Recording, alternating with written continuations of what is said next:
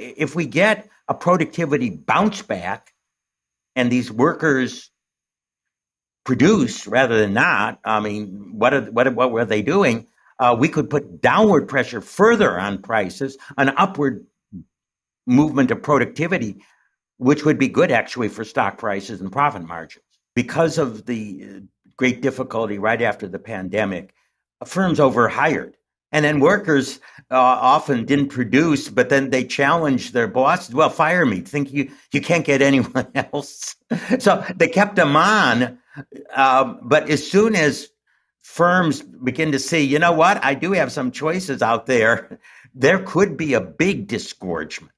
And we could really see, labor growth negative. In other words, payroll declines next year. Now, the interesting thing is that as this year we had enormous growth, 4.5 million more workers, but almost zero GDP. Next year, we might actually have a loss of workers, but maybe some growth in GDP because they're getting rid of workers that really haven't been doing much with very low productivity. We've heard about this quiet quitting syndrome, this idea, and it's related to, you can't fire me because you can't get another worker, so hold on. But that I don't think that's going to cut it in the long run. And firms, once they see, I can't get someone that's going to produce, I can get rid of all these people. And we could see a little bit of a flip side of this very unusual situation in 2022, which was, as I say, big labor market growth on numbers,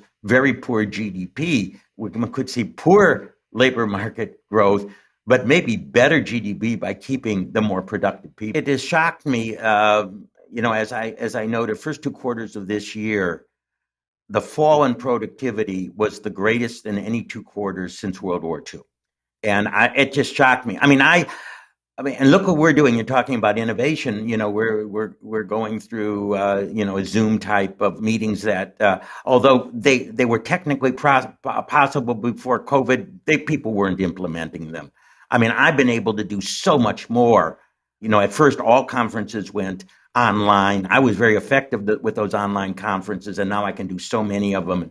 It's been a tremendous boost in productivity. You don't have to fly people in. I mean, you know this. You're the expert on this, but you're absolutely right. I mean, I had thought that the whole internet was going to spark a boom in productivity because of the fact that it enables people to share knowledge so easily and communicate. I mean, it's true that Zoom is not as good as really being in the room, but it's a lot better than a telephone. And it does allow for collaboration. It does allow for looking at body language. When you make a suggestion, how is the other person reacting? I mean, there's so much more than just the words that people use in terms of responding to new knowledge. I think that productivity is going to bounce back. The lost productivity had, again, something to do with overhiring. Workers believing to say, dare me to fire me.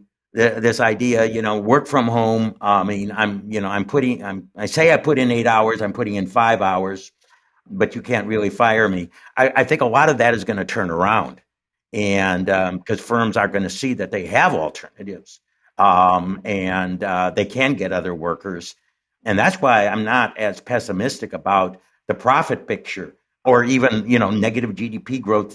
Again, we could just see a reverse of 2023 or 2022, big labor growth, virtually no GDP. We could have negative labor growth in 23, and GDP could surprise us by being up 2 and 3% because of the burst of productivity.